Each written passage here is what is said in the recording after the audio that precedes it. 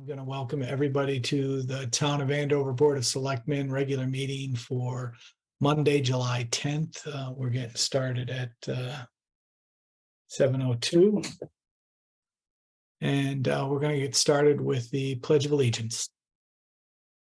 I pledge allegiance to the flag of the United States of America and to the republic for which it stands, one nation, under God, indivisible, with liberty and justice for all. Thank you. Yeah. I can't, when you run it through, I can't do that. Okay, so we're going to get started with public speaking. Let's start with the Pelosi's. How are you, Kathy and Mike? Hi, We're good. are we good? We're Yeah. good. All right, nothing for you guys to make us aware of? No, I think that Eric's gonna do all the talking for me tonight. Aren't you, Eric? I guess. What are we talking about? Well, I sent you a text, so I think you got that. And what we talked about our bus, I think we're good. We're good. All right, Linda Fish, All set. all set. And I'm assuming our cell phone caller is the Honorable Dennis O'Brien, correct? Correct. All right, always good to have you here, Dennis. Okay, additions and deletions to the agenda, item 3. Anybody? Walla, go ahead.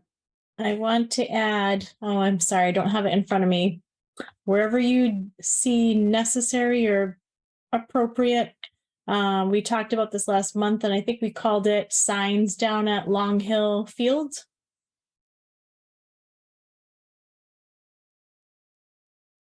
Okay, one second. Mhm. We'll put it at 9G. Okay.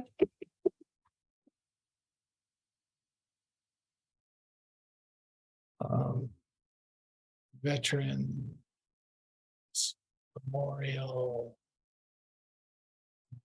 Hill Field. Such. Anybody else?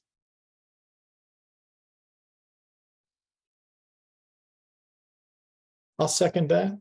Is there anything else, Scott, you gotta No, talk about? good. I'm all set. Thank you. Okay. Jeff Murray, anything? No, Jeff, I'm all set. Thanks. All right, so let's vote on adding 9G Veterans Memorial Long Hill Field signage to the agenda. All in favor? Aye. Aye. Okay. We're going to move on to the treasurer's report, item 4. Eric, if you'd like to.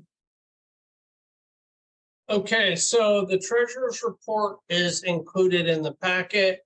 It is basically for the bills we got through the end of July.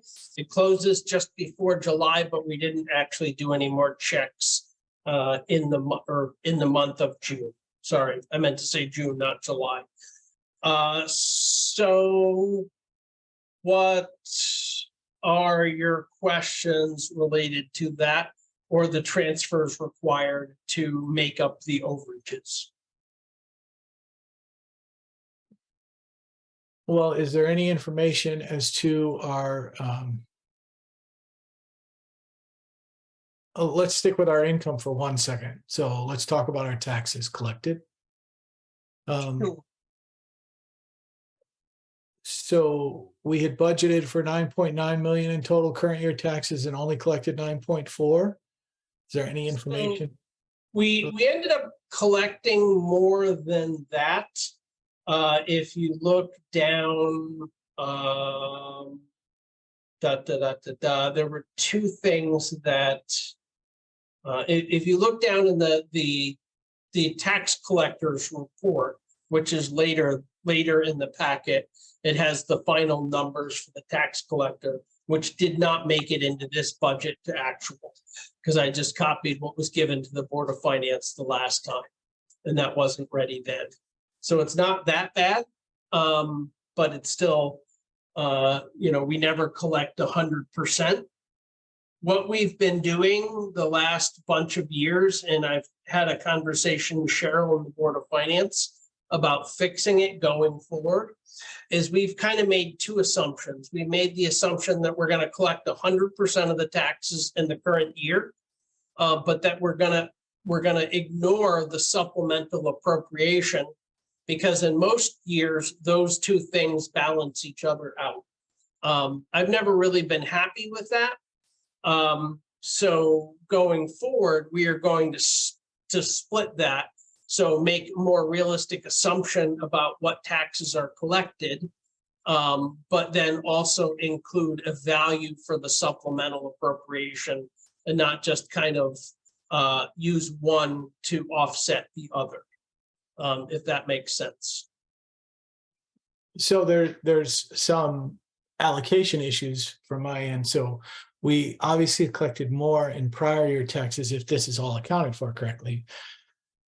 And the supplemental is a total addition to the numbers, but the top line, the current year taxes, we're short by $500,000. And you're telling me, I'm just looking at the page 4. Right. Correct. Right. And so you're telling us, just so I understand, you're telling us that the tax collector's report is different from this information and paints a better picture. It does paint a better picture, yes, and it is different from this information. And that 500,000 doesn't account for the supplemental appropriation, which brings in somewhere around $150,000. Yeah, it was 138. That it shows up on here as there's no budgeted item, so that's fine. It's just the total offset. You know, like if I'm just looking at revenues, I'm going, okay, the intergovernmental revenues are pretty good. Our total tax collection is off a couple $100,000 because the supplemental added to what we were doing. Correct. And then our fee revenue, so revenues charged by the building department, by the town clerk, were light by $30,000 or $40,000, $50,000. Right. The building and land use fees in the end will actually be over, because the last numbers for June were about $10,000. So in the transfer station, remember, this was before we cleared the month of June, which is our biggest single month for transfer station. So I suspect that will be pretty close to 100% of collections. The clerk fees will definitely be down. We knew the rentals were down because half of the money for the rentals was what should have been from, we were assuming we were going to rent the field both the spring and fall, and that did not happen last year. So that was part of it. And the other part of it was we realized that we had been booking on the town's side the fee that Cool had been paying to use the school building. And I think the Board of Finance decided that was more appropriately booked on the school side. So that accounts for part of that for those fees. So, mixed, we're definitely down. The clerk fees were down. A lot of the clerk fees relate to how many land and building transactions there are. And this year, because the interest rates have shot up, that has been a lot lower than we forecast. Okay. Anybody else have any other questions related to anything on the treasurer's report? Okay, we should talk about the transfers. So, and just one last thing for me, Eric. So if I'm looking at this,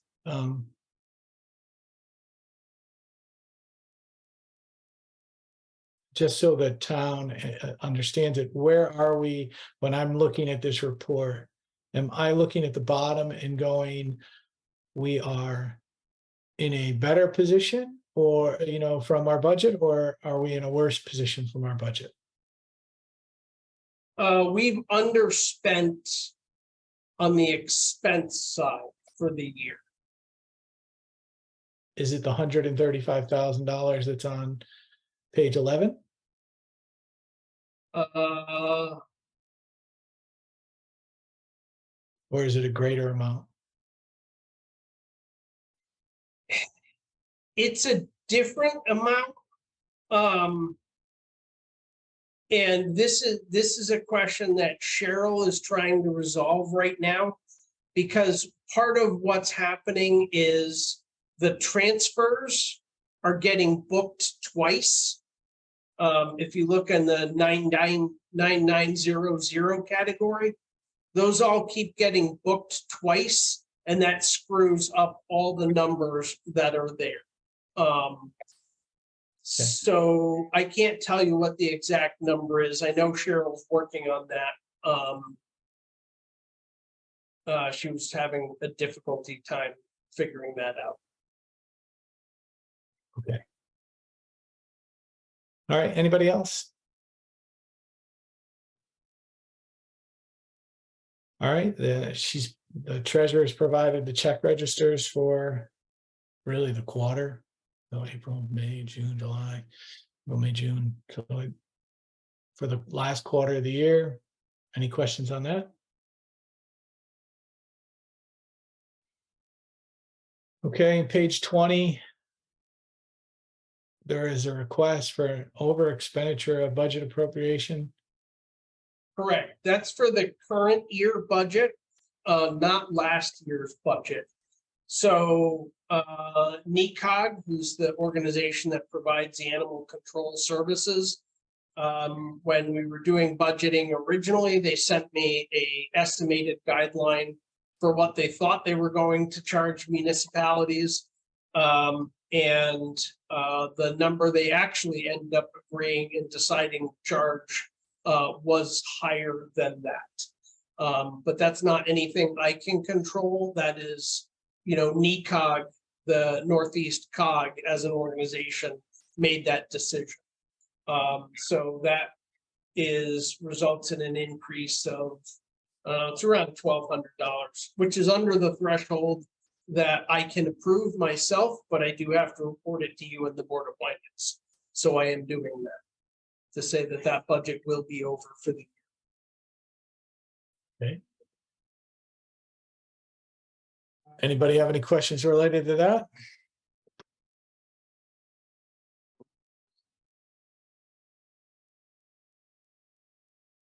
Okay, so that's a 12% increase for NECOG and for animal services, correct, Eric? That is correct. All right, page 21, we have the treasurer has presented us a list of transfers between line items within departments. Anybody have any questions related to any of these?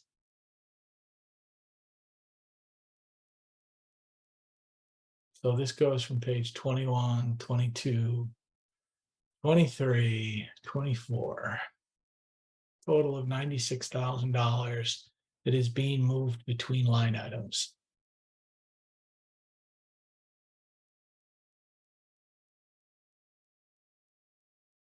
The only one, well, since Kathy sat there and said that you have information, we'll go one of the larger ones is senior transportation. Let's just get an understanding of that so we can all be aware of what is going on and what we need to see happen moving forward. So. Sure. So basically, the major issue with senior transportation is that we way overexpended on vehicle maintenance. We had, when we did this budget, anticipated we would have had the new bus in place for this year, and we really were not budgeting for keeping that existing clunker that we have on the road. That is the major difference. We have had some other repairs on other vehicles, We've had some issues with the ramps on, I think all three of our vehicles at this point that have had to be repaired. Those are the major contributors to that. Right.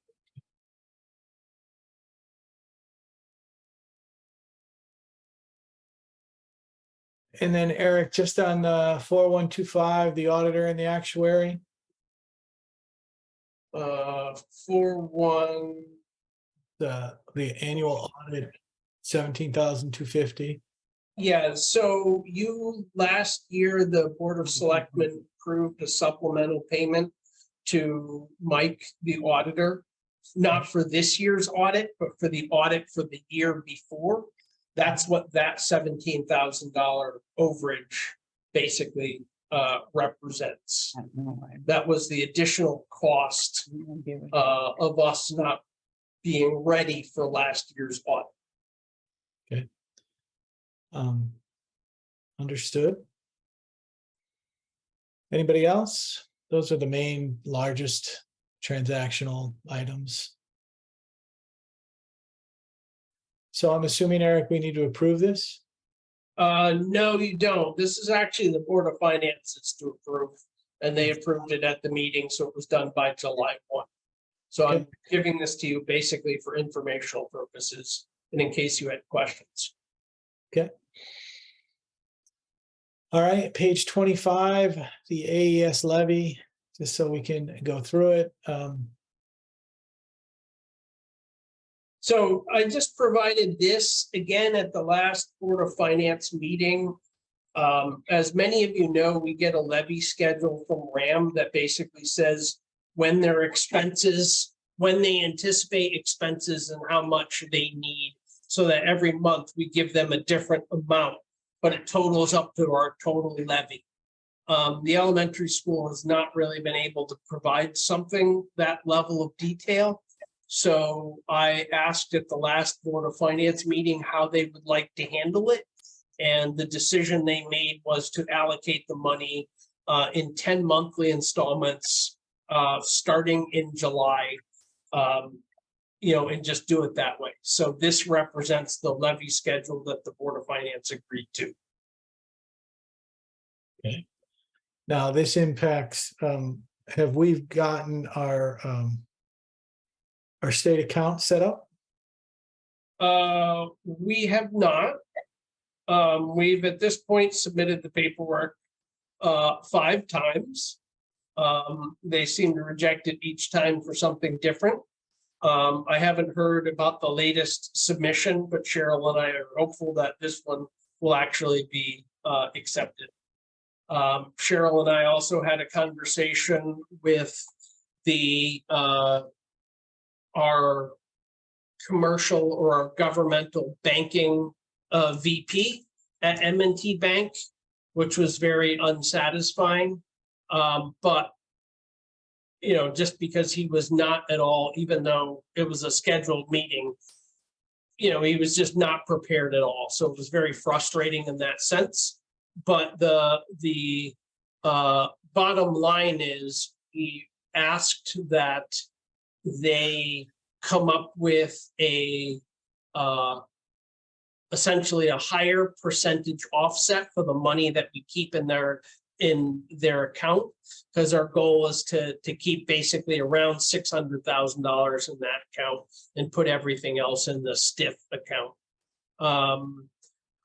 So that's what we're leaning to. The bank says they would also offer us potentially a money market account if we wanted to keep the money in the bank as opposed to the STIF account. But at this point, I'm not sure I see the advantage of that. But I'm waiting for them to come back and tell us what the actual rate would be on the money market account so we can compare. Okay.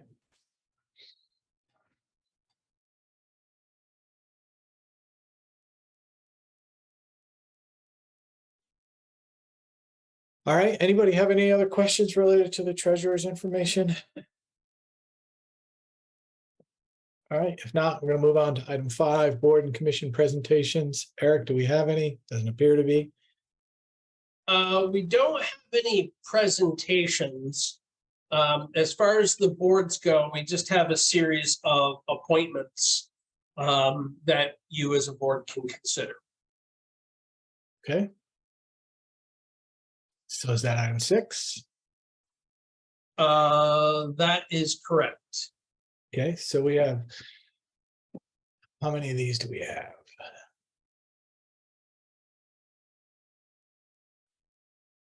Okay. Well, we'll go through each one of them. So, and I'll just read them. And if anybody has any questions, we'll sit there and, we can talk about it. Norton's Children Funds Commission members. All members wish to continue their service. Charlotte Nelson, Bill Penn, Heidi Xenophontis, Louise Goodwin, and Linda Armstrong. Next one is the Memorial Day Committee. 5-member committee with the option for 2 alternates. Current members that are seeking reappointment are Kim Hawes, Carol Lee, John McCall, Robert Post. And there are 2 additional potential appointees, Louise Goodwin and Wayne Thorpe. Recreation Committee, 5-member committee with the option for 2 alternates. Current members seeking reappointment: Brian Briggs, Anne Marie Daigle, Kim Hawes, Carol Lee, and Cindy Murray. Inland Wetlands, it's a 5-member committee, option for 3 alternates. Current members that are seeking reappointment are Jed Larson, William Monroe, Duncan Fife. Alternates Janet Massey and Edmund Smith. A new member to be appointed is Brad Keel.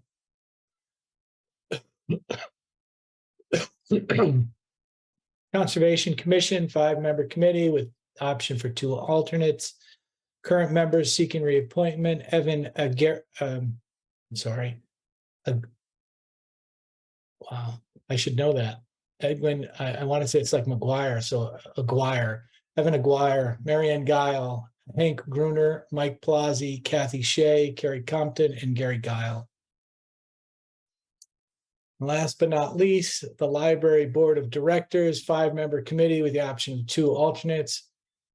Current members that are seeking reappointment are Sharon Shevchenko. So I'm assuming the library board is only adding Sharon to their current roster and the rest of the members are staying on board. That is my guess. I know they had wanted to appoint Sharon Shevchenko. I think she's an alternate now, and they were wanting to appoint her as a regular member. But to be honest, I didn't go through this list ahead of time, so I can't tell you for sure.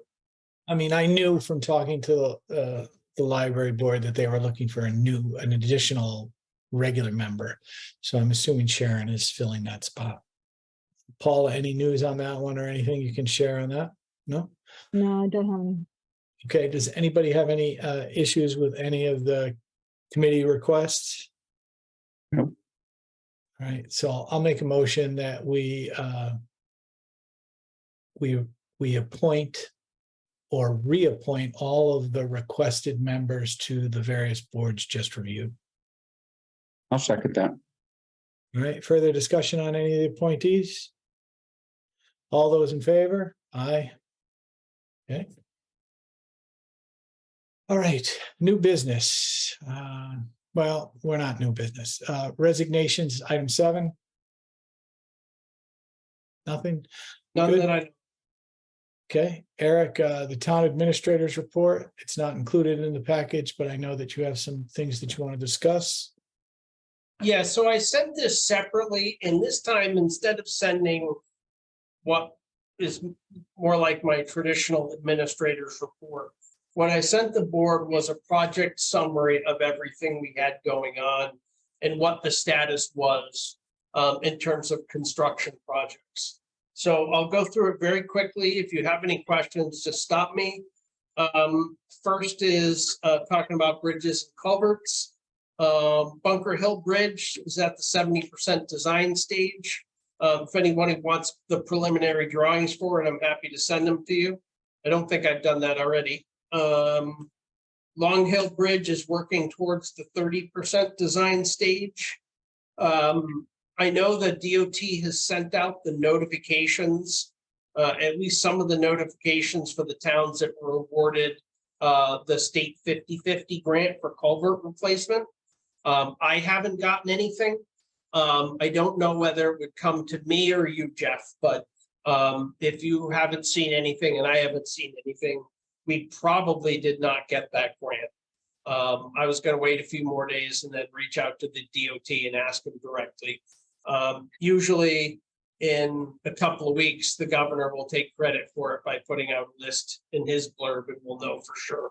But I'm guessing at this point, we probably did not get it. Next up for road work or for building projects, it's probably all of you know at this point, the community/senior center, the zoning special permit was accepted.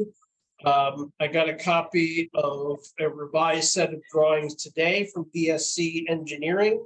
There were a couple things on there that were still wrong, so I had a conversation with the chief engineer there, and I'm hoping tomorrow I will get a final set of prints. At that point, I will, make a set, review them with the zoning agent and the chair of the Planning and Zoning Commission. And if he's okay with signing off on them, I will have Mylars created. I don't want to make the Mylars until I know it's acceptable to them because Mylars are expensive. After that, we will need to go back to the health department and the wetlands department for their final approval, since we've changed some things related to both those agencies. But that's going on fairly well. Town Hall HVAC project. I frankly just have not gotten back to that. I will get the information to Jeff Murray. He was the other person on the committee. I already gave it to Adrian. So it's my fault for not getting it to Jeff. We did get approval by SHPO.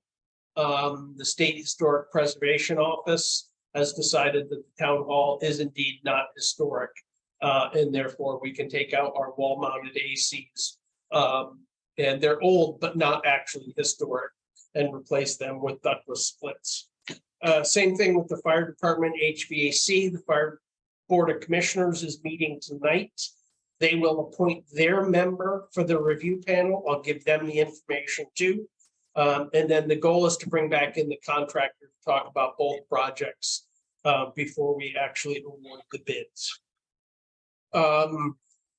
The museum renovations, nothing's been started with that because of the dollar threshold that will need to go to RFP. There is $30,000 budgeted for this year. And we do have to go to SHPO first and make sure that what we're proposing is enough to satisfy them, so we can get the other project, the senior transportation hub project, going. The tear down of the old firehouse, honestly, I really have not made any progress on that lately. My goal was to try to reach out to SHPO in the next couple of weeks and get authorization for the tear down, so we can proceed with that. As far as roadway projects, at this point, all the shimming is complete. We're waiting on our schedule for crack seal, and then chip seal again from Foreman. I think all this rain has delayed a bunch of projects, so we're looking at sometime around the end of July for both of those. And again, most of that will be on the north side of town. The Department of Transportation has still not issued any notification on the TRIP grant program. So we're still really hoping that that's funded, but we don't know at this point. As far as the study grant for the Route 316 connection, we did not get the DEP Rec Trails grant. However, our legislative team, specifically MD Rahman, although I suspect Steve helped out with it also, did get us a $100,000 bond award for the study and the design phase for a multi-use connection between where we are here in the municipal campus and the rail trail. So I'm hoping to engage the new town planner as soon as he's on board. And my goal is to get that, you know, I don't know whether I can push it fast enough to be ready for a LOTSIP grant application. Because those are going to be due, as far as I know, somewhere around January or February. I suspect that's too tight a timetable, but if I can, my goal would be to get through the design phase, you know, in time for a LOTSIP application. Pickleball, I know you guys have already probably realized that we're the pickleball enthusiasts are looking for additional courts town-wide. You know, we've taken a look at a couple of locations. There's really two possible locations. One is behind the community center, and the second is down by the existing athletic fields off of Riverside Drive. I think based on the pluses and minuses of both of those, Riverside Drive is probably a better location. We have had preliminary conversations with the Conservation Commission and the Wetlands Agent and the chair of the Planning and Zoning Commission about what would have to happen to do that. But I think that really has to be, you know, the Board of Selectmen has to be on board if we're going to keep pursuing that, because at some point we would have to start spending money on any kind of design or figuring out what we're doing down there. And then that's the major, you know, my only concern with the location down by the ball field is just we have to accept the fact that certain times of the year and in certain years that will flood. And we have to make sure that whatever sub base is put in there under the courts can handle that and be saturated without, you know, causing problems. So I think we're going to need some engineering support with that. It's not just as simple as, you know, paving a square and putting up a net and a fence around it. It would have to be done thoughtfully, but I think it could be done at that location. That's pretty much all I wanted to cover, unless you guys have questions for me regarding any of that. Anybody? Well, as far as pickleball not being an enthusiast, I think it's a great idea. I would want to make sure that the Recreation Commission is at least informed and on board with it. But I think it's a great idea. Anybody else? Anything? Okay. All right, Eric, we'll move on from item 8 and we'll go into old business. 9A, the status of the community center RFP contract. So I was kind of hoping Adrian would be here to discuss that, but we do have a contract with the general contractor. As I think they should be able to submit for a building permit within the next, you know, couple weeks. We do have a couple, you know, minor hurdles we've got to crawl over until we get to that point. But at that point, it's primarily in Adrian and Scott's hands, because they were the people that you elected to be essentially the owner's representation during the build. Okay. I know I've spoken to Adrian about that. I know he's confident in his in the timeline that he's basically established. So hopefully we can sit there and get that moving. I would like to schedule some type of groundbreaking ceremony. I spoke with Mark Brinker from the Board of Finance and Jerry Kermay from the Board of Education, who would both be willing to attend with the rest of the Board of Selectmen and, of course, the senior coordinator and all of her friends. So if we can get that on the schedule, and Jeff Murray had a very good idea previously, coordinating with the senior luncheon, that would be great. So I think that would be positive for the community. So, Eric, if you can work at scheduling that out, that would be great. Okay, Pretty sure Fridays are good days for everybody. All right. Yep. Okay, 9B, Andover personnel policy discussion. so this has been on there for a while. What I would like is I was hoping we would be far enough along in the conversation regarding the union contracts, because those two kind of have to be thought of together in some ways. I would like to put this off one more month, but I really don't want to put it off any longer than that. And have a significant discussion about where we are with the personnel policy and what changes need to be implemented. So if I could have the liberty of having one more month to address that, I think that would be helpful for me. I have no problem with it. Any other member? Nope.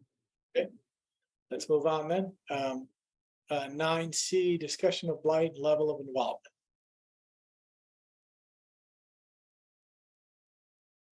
Okay, so at the last meeting, I had initiated a conversation about kind of understanding where we are and what, where we should be in terms of enforcing blight actions. So the first thing I would do is, if I can have your indulgence, I'd like to share my screen and show you what we have, kind of what things are on. Okay, so you should see my screen. This is a list basically going back about a year of all the complaints and what has been done or addressed. So you can kind of see what what we've been going after. So some of these obviously are repeated and keep popping back up. And some of them were resolved fairly easily. Some are going to be really ongoing.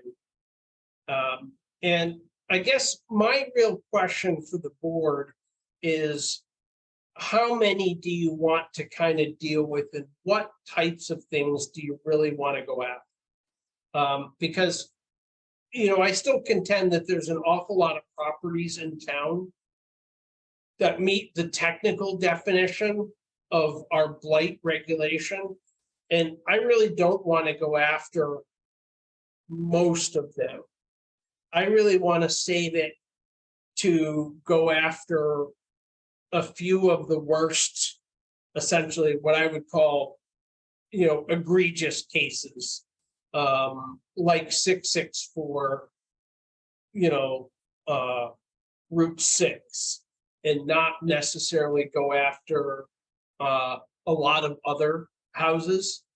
But this just gives you a list of the things that we've gone after in the last year, and kind of what the status of it is.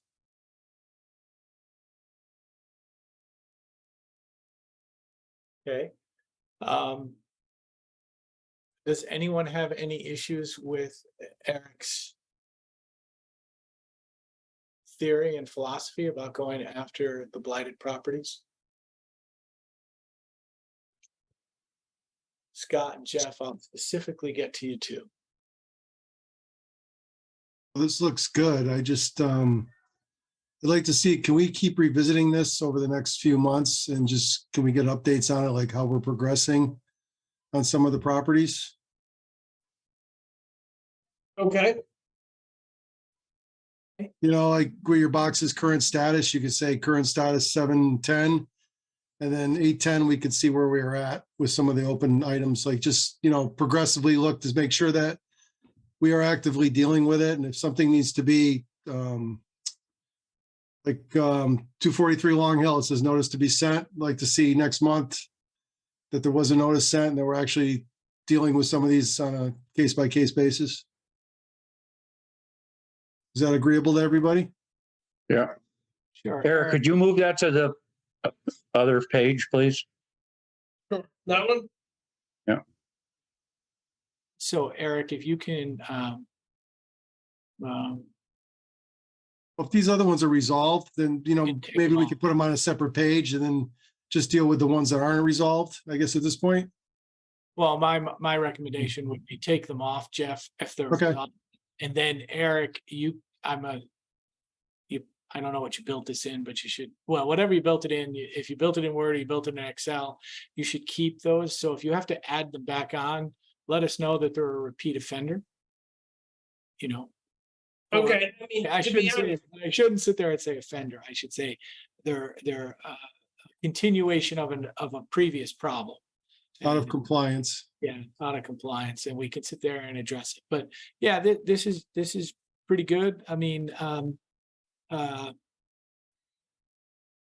think this is, I look at this and going, we should identify the biggest problems and use our limited resources to attack the limited problems. But I do like the list. It at least Right. gives an understanding of what to look Yeah. at. Yeah, I like this list. It's the first time I've seen it and I like it. It looks like we really have six or seven properties to really worry about at this point. The house on 157 Wales, Eric, has been sold. has it?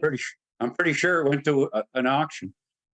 Because her car, because part of our, so I've, you know what? That's sensitive enough. Maybe that's something we should talk about in executive session, if you want to talk about that property specifically. Well, I would ask, and then this goes into Attorney O'Brien, I would ask if there are issues on any of these properties, what is the recourse for the town? So if Scott is saying that that property was sold, what is the recourse, related to work and time spent previously trying to rectify that situation? Is there a lien opportunity? Is there other things that we need to be doing as part of a normal course of business to protect the town and the town's interest? So, and it doesn't need to be addressed right now. It's just things to think about. We can do that in executive session. But Eric, so if we want to add to this list, we just let you know. I would send it to, so this isn't my list. I'm not keeping the list. This is the zoning agent's list. And part of that is because technically, the zoning agent is the blight enforcement officer. So, to some extent, you're always relying on his judgment about how to proceed in these situations, although he and I do talk about a lot of them. And he also talks them through with the town attorney also. So Dennis is familiar with a lot of these, certainly the worst of the cases.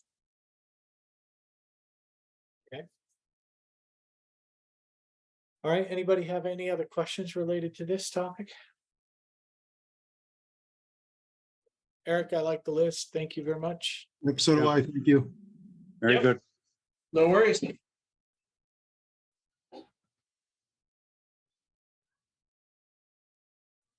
9D, disposition of 2002 20 Phobus, 20 passenger. Passenger bus. 2 S's, 20 passenger bus. Okay. What are you doing with it, Eric? So, we're junking them in some form or another. We either have to spend quite a bit of money on them, or we got to take them out of service, because at the end of August, they're not registerable without us, not re-registerable without us fixing them, because they won't pass a current inspection. So my suggestion is that we simply auction them off and use one of the government auction sites, or use, I don't know whether we can use the state of Connecticut's auction site. But that's one I wanted to look into also. And vehicles just run. get the thing out of here. Do gov deals or something like that. Yeah, Is- Yep. And how much value is there in the 2002? I really don't know. I'll be honest, I don't, to me, I look at it and say it's worth its scrap value, and there's not a whole lot, like, there's nothing you're gonna take off that vehicle and salvage that I know of. And I can't see it being in anybody's interest to buy it and fix it up, just because it's got a fair bit wrong with it. And it's got some pretty significant rust. So, the likelihood of somebody willing to buy it and do the mechanical work on it and then fix it up, unless they're a home mechanic and doing it themselves. So I don't think it's got a lot of residual value. Let's find out and do what we need to do. Is the reduction of this bus from the fleet going to impact any transportation issues? Yep, it will reduce us from 3 vehicles capable of transporting disabled people to 2. Number one, and secondly, it takes the bus with the biggest capacity we have out of service. So it will definitely have some impact. It's not ideal, but we did sign the contract for whatever that's worth for the new contract for the replacement bus, which the state is again saying we'll have within the next 365 days. I do plan on reaching out to the chassis manufacturer, the coach manufacturer again, and seeing whether they think that's a realistic time frame, because the state's told us we were getting the vehicle twice before and not delivered. We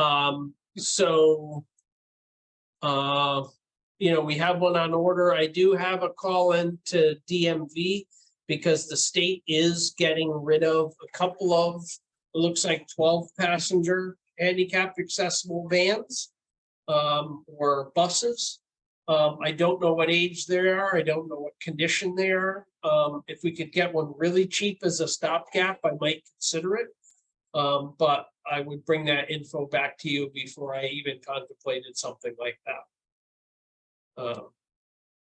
Definitely go down that road just to sit there and see if there's something available that, could assist, because you're probably right. You're not going to get the new bus timely.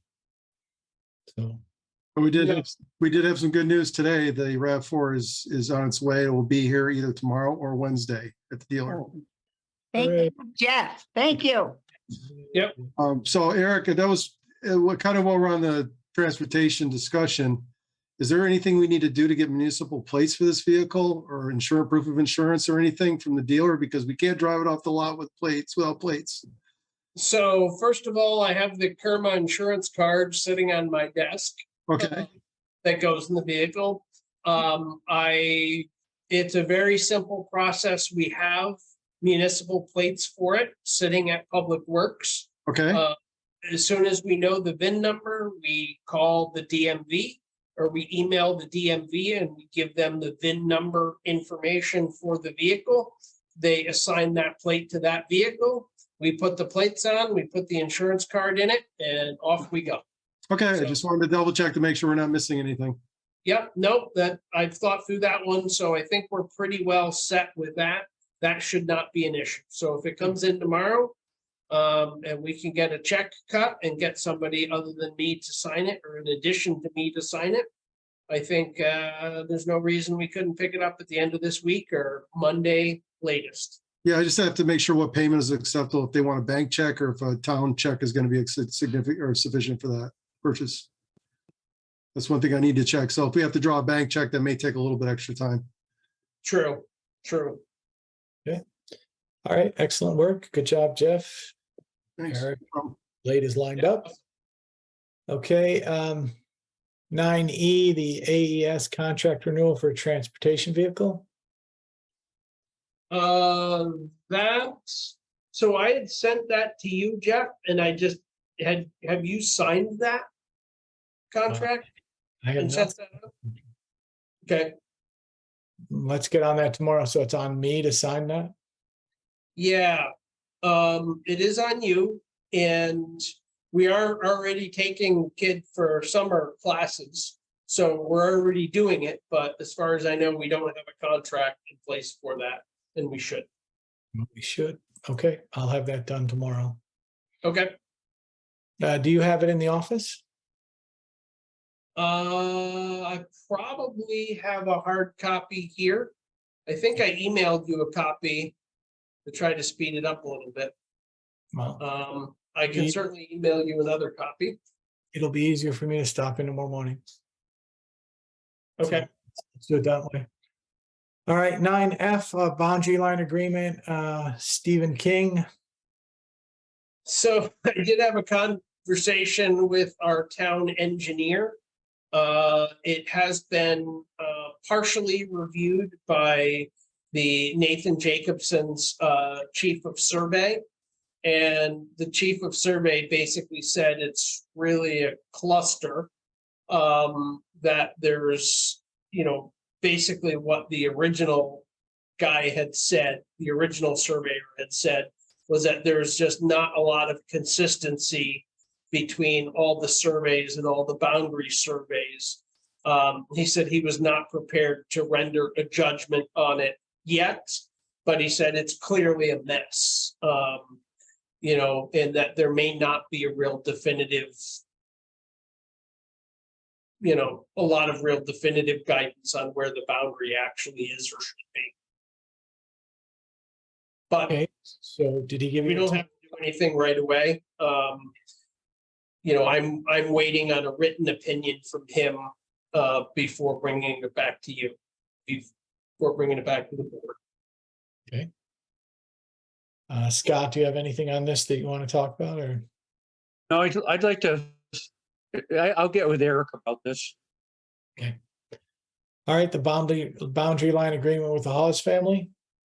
I think, as far as I understand, the Hawes family is okay with that.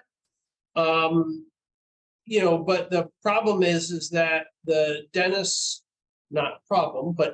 O'Brien feels that that should require an 824 statutory approval, as well as a town meeting.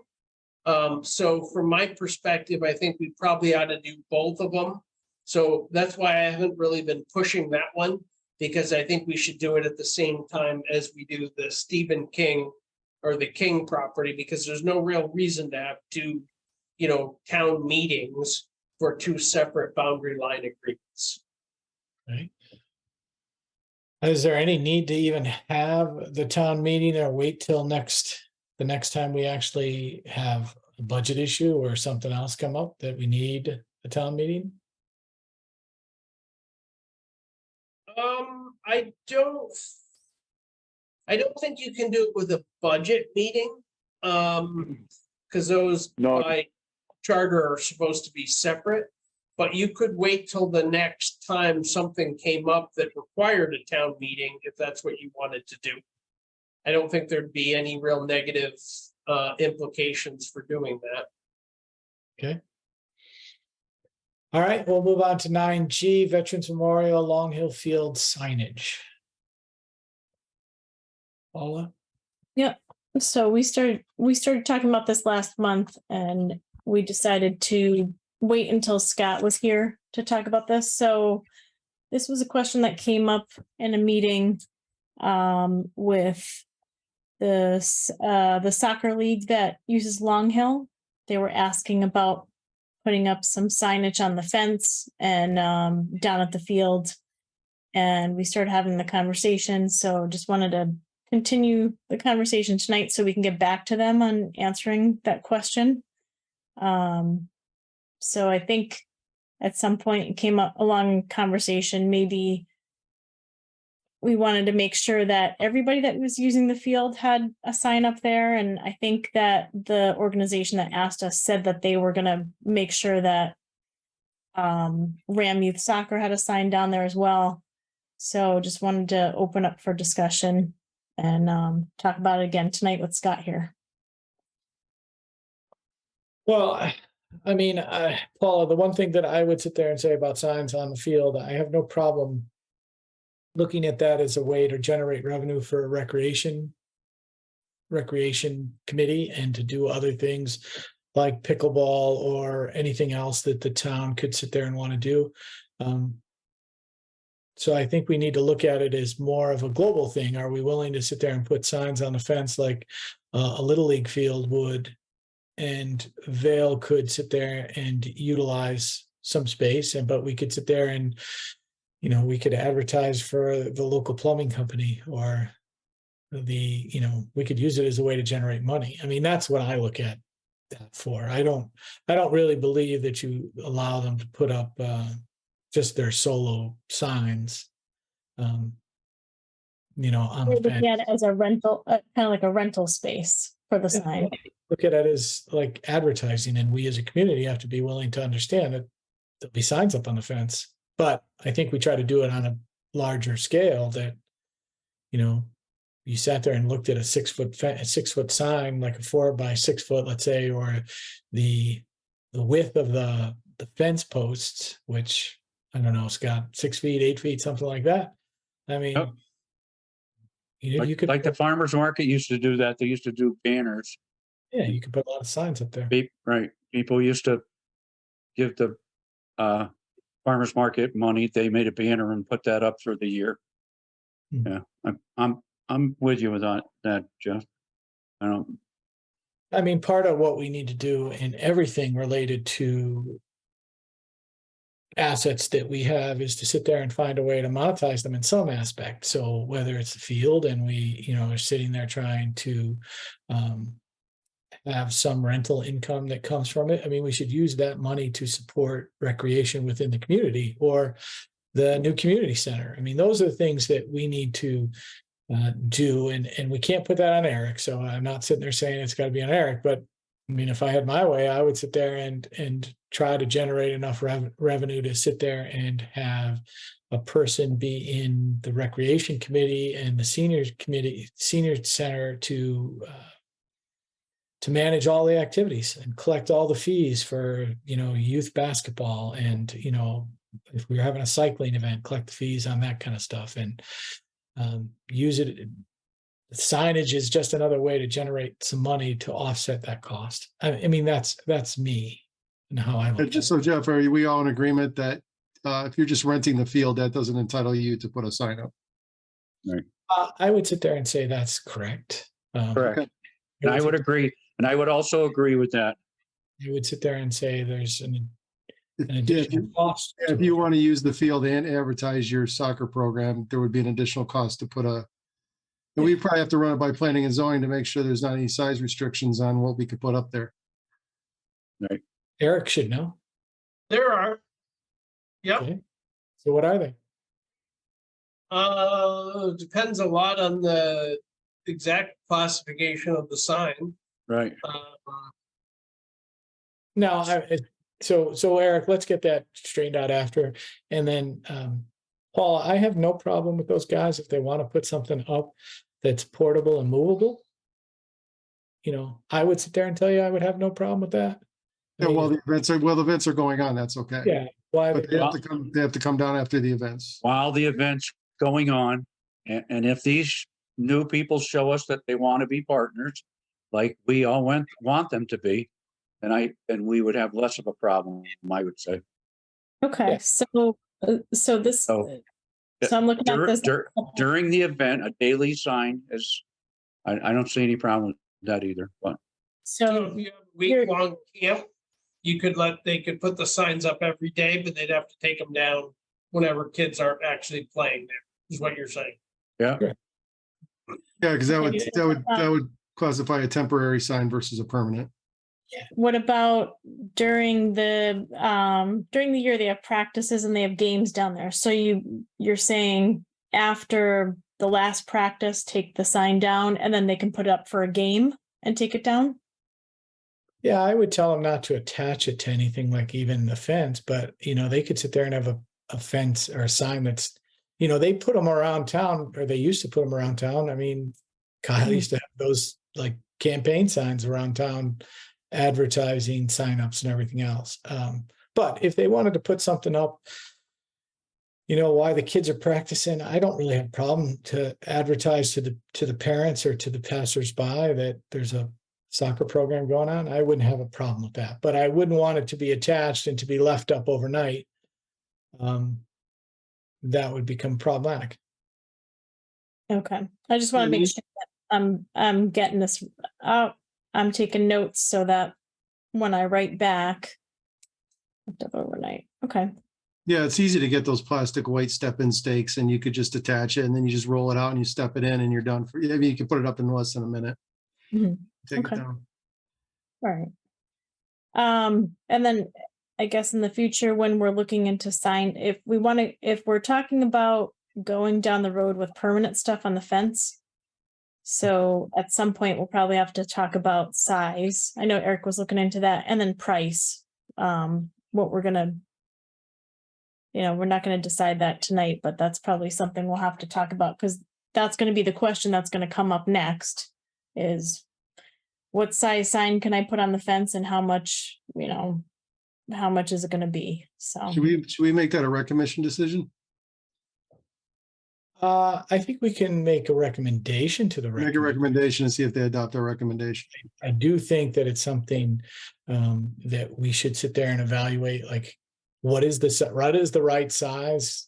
How many could actually get there? What would the total income that could potentially be generated would it be if we actually worked at it and tried to do this? But yeah, I think we can't leave it to the rec commission, Jeff. We can ask them to approve it and tell them what we're trying to do, and we can have their input, but I don't think we leave it to them. Okay, but eventually it's going to be their responsibility to collect the fees and do. Yep. Yep. So they should get some input. Absolutely. No doubt. And hopefully the money would go back to them. Correct. I mean, that's what it should go to. It should go to supporting activities like pickleball. So we did get a check from Ken, the guy who does the running races on the rail trail. Ken Platt did send us a check for a little over $1,000. Wow. Barring any other questions or concerns from the Board of Selectmen, I was planning on using that money to purchase a picnic table.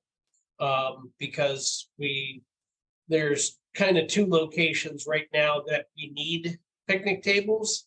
I think I can probably slide and justify buying one of them off the connectivity grant, but the other one would be kind of a stretch. And I thought that would be an appropriate use of the money if you all agree to that. Yeah. What location, Eric? So one of them will be off of Lake Road on the property that the town acquired a few years ago, with the intention of putting in parking and then also a small picnic table like lunch spot near the brook and the stone bridge. Public Works has cleared that and put down the surface for it, but we didn't have the money to buy the table. So now I would like to buy the picnic table for there. And then I would like to also replace that really dilapidated one that is at the athletic fields currently. So Eric, I have a question for you. If we do this and those funds are used for the picnic table, can we put a plaque on the table that it said, this was donated by Ken Platt in the race series, something along that lines with the funds? So he actually gets credit. He gets credit for, it's so, there is actually a record that, this was this money was donated, this picnic table was made available by Ken Platt and Platt Racing Services. Would everybody else be agreeable to that? Yeah, that sounds good. Yeah, Nice. If somebody's gonna donate something, they should get something with recognition on it for their donation. Yeah, that's a good What's- suggestion. Well, just so I'm clear. I mean, he held a race on the trail, Yeah, generated money, and then donated some of the profits back to the town. correct. And he really didn't use town property. He basically he used parking area, I think, on Lake Road. But a lot of it was Ben Franklin and it was all state property, but he did use, the local roads, the park and travel to. So I think it's a pretty generous donation for the amount of effort Yeah. we put to his event. It's a good partner. Yeah, he's a good guy to have. Okay. So even a thank you letter, I could probably type something up if we want to even do a thank you letter to him, because we probably should. Yeah, I think that would be appropriate. Okay. And I think we should tell them right up front that we're using the money to pay for a picnic table. I think Yeah, that- correct. How much are picnic tables, Eric? So based on the recommendation from the Public Works foreman, what I'm gonna do is get one of the metal, powder coated metal ones. Because basically when you spill food at it, you really need some way to clean them. And the wood ones, you can't clean them very easily. And the metal ones, you can just hose them off. So since we have the ability, a water tank and a pump now, so we can actually do these things if we have to, that's what I want to get. They're about $1,000 a pop from Uline. And I would get a green and black one, so it matches kind of the other trail amenities that we put out. If that's acceptable. Yeah, that's a good option, because people can't carve in it, spray paint it, write on it. It stays a lot cleaner. Right. So Eric, did he send you an email with the check, or did he send you just No, he pretty much just sent the check. okay?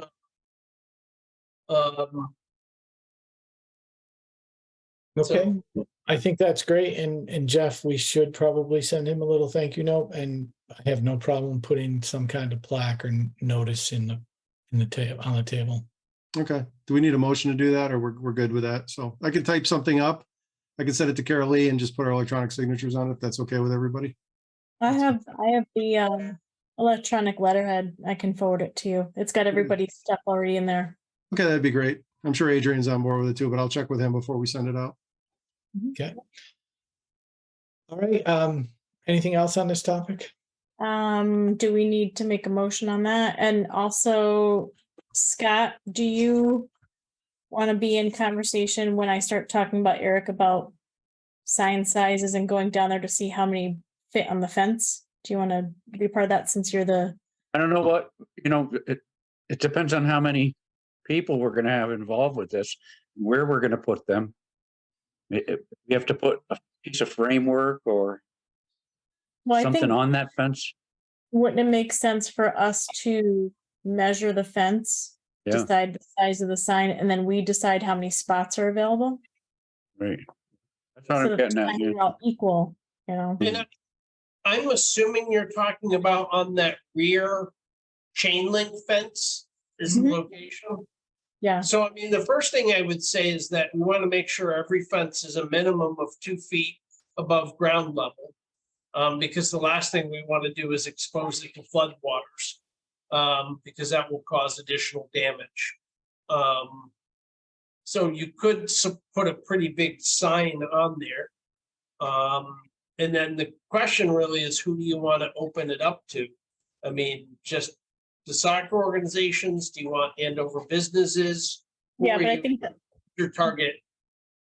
I think that's something later to talk about who and price. I think right now, Eric, you and I should talk about what's allowed down there. You were gonna look at, you doing some research, and then we measure the fence to decide how many we can fit there and what sizes. Right? Doesn't that make more sense? Let's do it like step by step, because we'll have to talk about in another meeting who we're gonna, open this up to and pricing. So. But Scott, do you want to be down there in that conversation with Eric and I when we're talking about that? Oh, definitely, yeah. Okay. All right, we'll set up a time and figure that out. Okay. Now, I have not really gotten back to them yet. Has anybody replied to Vale East regarding what option we wanted to take and Yes. what hours? Jeff Uh, McGuire did. I had reached out to Zach and I was just looking to see if he responded to me, but I'll sit there and reach out again to him. Because what I wanted to do is I went through his numbers and I know what I would take if I just was worried about making money for the town, but I'm not sure that that's in his best interest. So I just wanted to talk to him about his total hours that he's anticipating using for any program. I mean, Sure. and Scott is right in that we just, we just want a good partner. If it's a good partner and it works for the town and the community, then fine. Right. So anyway, I did, and I was looking for my email on the town email, and I have to make sure that I sent it correctly. So I will definitely get to him tomorrow.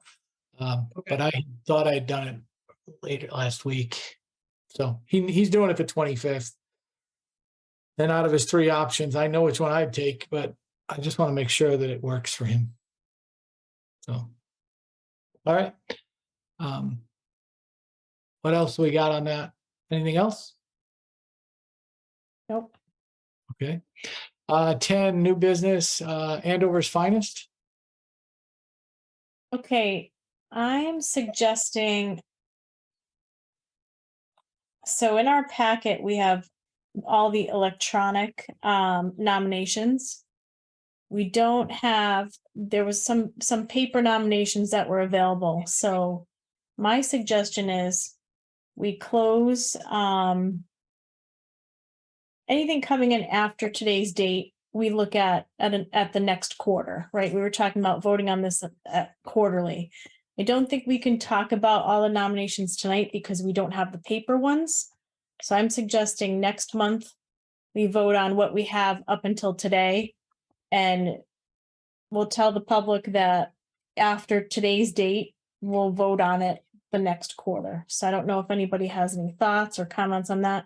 I just want to make sure when we're talking about this, we have all the nominations in that we're going to talk about and have time to look over everything. So what is their thoughts on that? And you have the one I sent you, right?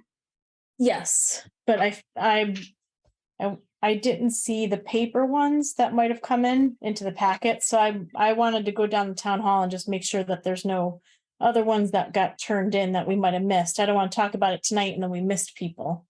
Right, yeah.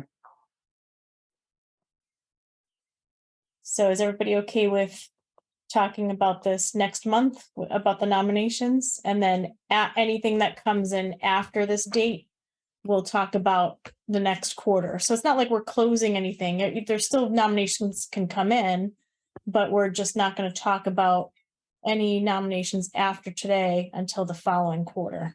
So. Sounds good. Okay.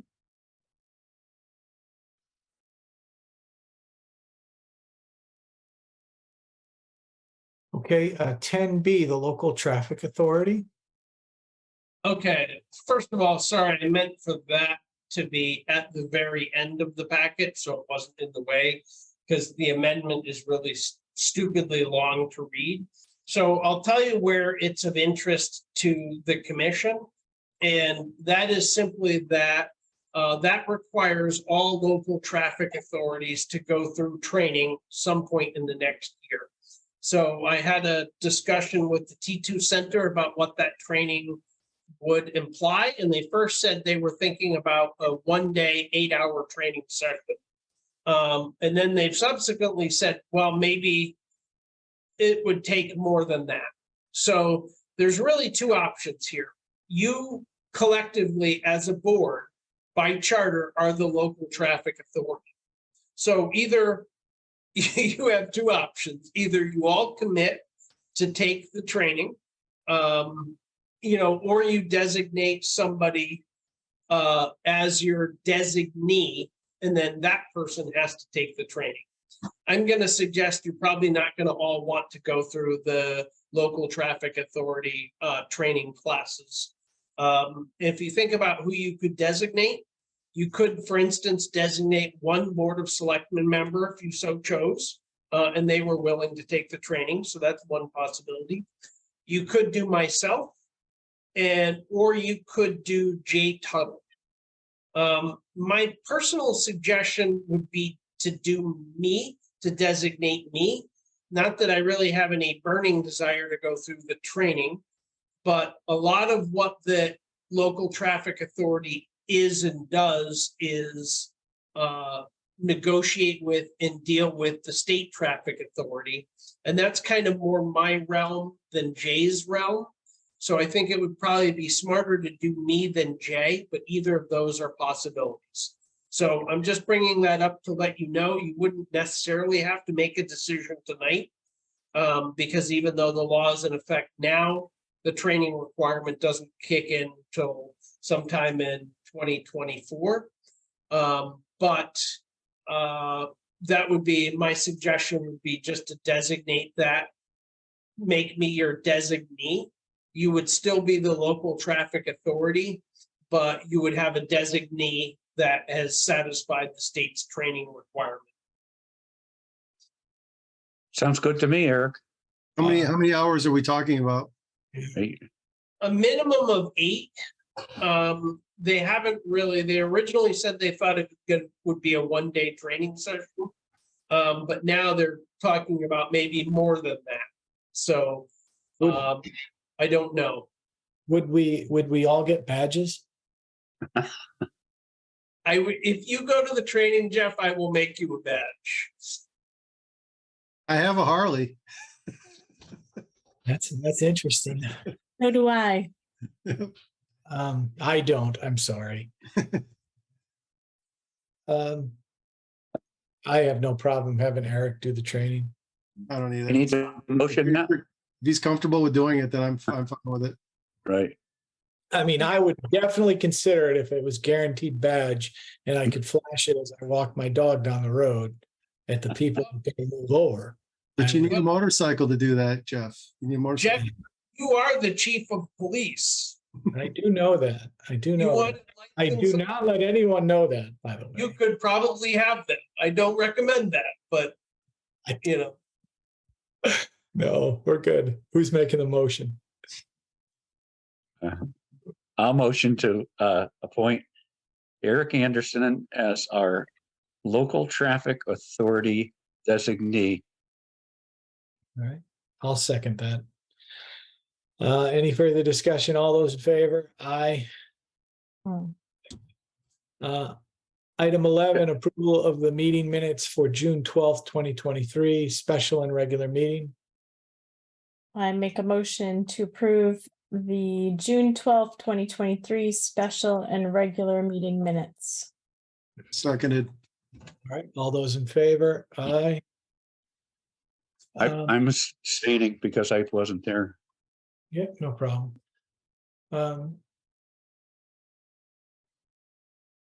Tax collectors report, refund requests. Were there any, Eric? I didn't see any in the package.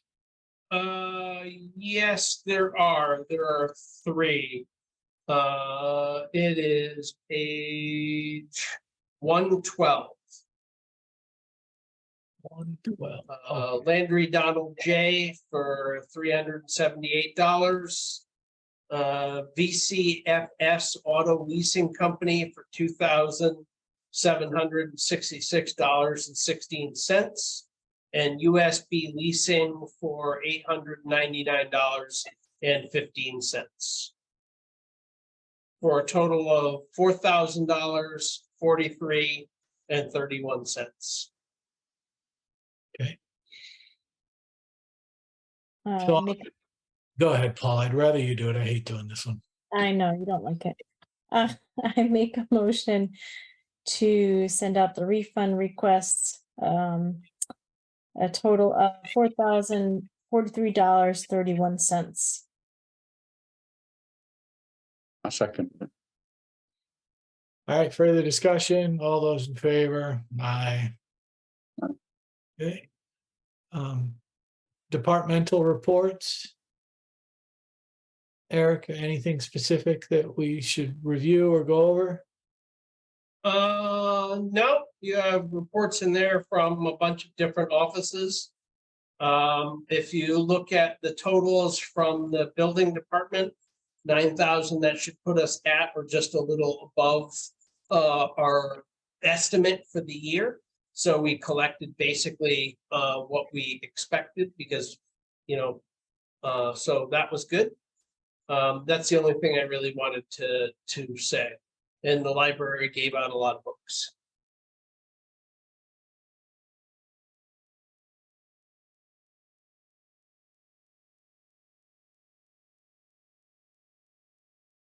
Okay,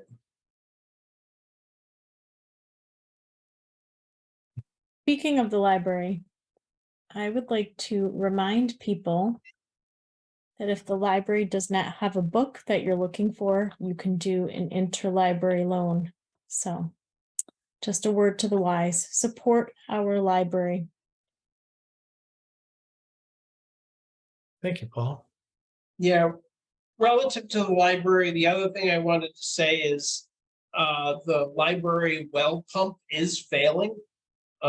We've gone back and forth a couple times, assigning blame to various different people between the sprinkler installer and we've had it looked at by a bunch of people, but Homestead has confirmed that the well pump is failing and it's basically not pumping anywhere near its rated capacity. And it's not a head issue. The water level's where it is. It's just the pump itself is failing. So I think sometime in the next month or so, we're going to have to replace the well pump for that. And since that's probably well over what they have available in the library's budget, I'm assuming we're going to do that from the building maintenance fund. So I'm just giving you a heads up. The only quote I have is from Homestead. It's about $3,500. Which is probably not unreasonable in today's market. That's total done. Correct. Very Yeah, it's a- reasonable. Jet pump. No, it's a submersible, right? It's a submersible. Yeah. Submersible. Yeah. That's the variable speed one, right? Did we buy the variable speed one for there, I believe? Well, we got the variable speed controller set up for it. Yep. Yeah. Why, it's gone previously? Yeah, we replaced it, what, 6 years ago, 5, 6 years ago? It was replaced? No, I don't think we didn't replace the pump. We replaced the controller. controller and the tank. We got rid of the tank, when we went to a variable speed system. It's a nice pump. It's 3,500 sounds very reasonable. It is reasonable. Yeah, I was not. I was expecting it to be higher than that, so I'm not unhappy with that. I mean, if it's failing, should we do we have Fix it. money in contingency right now? Just make a motion, just get it done? Well, I mean, I wouldn't take it out of contingency. I would take it out of the building maintenance fund. Okay, Because that's exactly what that fund is for, is to fine. deal with larger things that come up in buildings that don't have a big enough, you can't have a big enough maintenance budget for each building to account for something catastrophic. Well, I'm Should just, do it I'm before of it fails. yeah, completely. I'm of the thought now, if it fails next week, then we have the motion in place and we can replace it. Right. Yeah. If you want to make a motion, that's fine. What do you think, Jeff? No issue with it. Absolutely, let's go. Why wait? Why wait now? Yeah. Get done. Okay. So who's making the motion? I'll make the motion to allocate $3,500 from the building maintenance fund for the replacement of the well pump at the Andover Library. Second. All right, further discussion? All those in favor? Aye. Yeah. Okay. As one other thing, Erica, the building department monthly numbers were at the back. Have we done anything related to the permit costs? We have not, but it's still on my list. Don't worry. Okay. All right, correspondence? Nothing. Let's move public speak above the executive session so that we can all sit there and communicate. So Mike, Kathy Palazzi, do you have anything to leave us with? The only thing I'd like to say is thank you very much to the Board of Selectmen for all the help they've been, especially Jeff Murray and Scott Person. And also I want to thank Paula for all the help she did with the 175th. It means a lot to people like me that really doesn't have any input with the Board of Selectmen or with anybody else in town. But I want to thank you very much. Means a lot to me. Means a lot that we're going to get a new car. You can't believe how happy I am.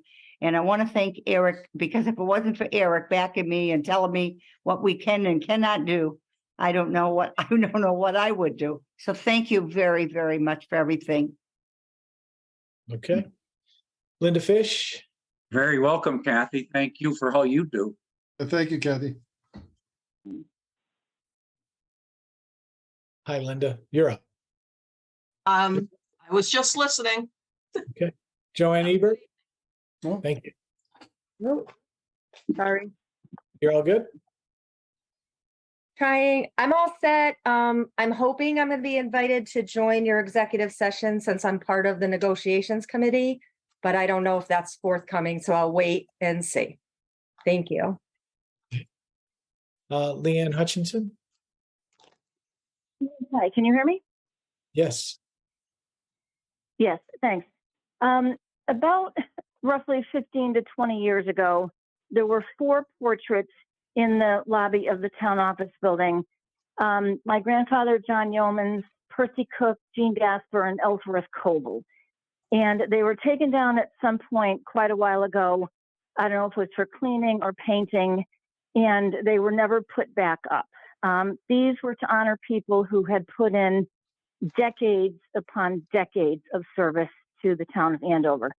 I have checked with some of my relatives. I've checked with several former first selectmen, Board of Selectmen members, the town clerk, a couple of other people who were frequently in the building, and nobody has any idea where these portraits are. And I don't know why they weren't put up promptly after whatever activity they were taken down for in the first place. Does this sound familiar to any of you? Yes. Is it anything you've ever come across? I know the portraits that you're talking about. I was curious about where they went also, Leanne. Yeah, like I said, it's been quite a while since they've been taken down, and I've spoken to everybody I can think of who may have come across them, and so far nobody has. The only other person that I have a contact information for that I haven't reached out to yet is Ed Turn, who I believe is now in Florida. But other than that, does anybody have any knowledge of this? I don't have any specific knowledge, Leanne, but I will tell you, we will sit there and see if they're in the town hall and if we can find them. And we'll get back to you. We'll have Scott report back to you on this. Okay, anything you could do would be helpful. Thank you. I just can't imagine they would be in the town hall and I wouldn't have seen them at some. Could they be at the Yeah, museum? Could they be down at the museum or in the garage? Well, so that it can be taken. Scott Yeomans doesn't know where they are either. Okay, I was wondering if you talked to him yet. Yeah, no, that's a very good suggestion, but he doesn't know. He doesn't have any information about what happened to them either. Does any of us know when they were taken down? I don't know exactly. I would say roughly it's been at least 15 years, maybe not quite that long, but it's been quite some time. Yeah. And as I said, I can't imagine why they weren't stored in a, somewhere obvious or somewhere safe, et cetera, and put back promptly, but they weren't. And it's a waste. I mean, these were people who were, a great deal of thought was put into honoring them for just the sheer longevity that they had in town. And like I said, I will contact Ed Turn, but if anybody comes up with anything, that would be very helpful. Okay. Thank you. All right, thank you very much. So I believe I've I've asked everyone. So we have executive session related to the union negotiations. Does any, Jeff, before you stop, for Leanne, you may want to put a post up on, there's a Facebook page, people who grew up in Andover, Connecticut. And post it there and see if anybody has any idea. Yeah, that certainly wouldn't hurt. Thank you. I'll do that. I'm on that page. Okay. okay. So did I miss anyone for public speak? Okay. So we have item 15 on our agenda, executive session related to union negotiations. Does anyone have a problem with us sitting there inviting Joanne Ebert to that executive session? Okay, So I would suggest you invite me also. yeah, I was getting around to that. And Dennis, would you like to be invited to that? Of course. Okay. All right. So we're going to sit there and end our current regularly scheduled meeting, and I'll make a motion to move to executive session regarding union negotiations and invite Eric Anderson, Dennis O'Brien, and Joanne Ebert. Everyone else, thank you very much for joining us.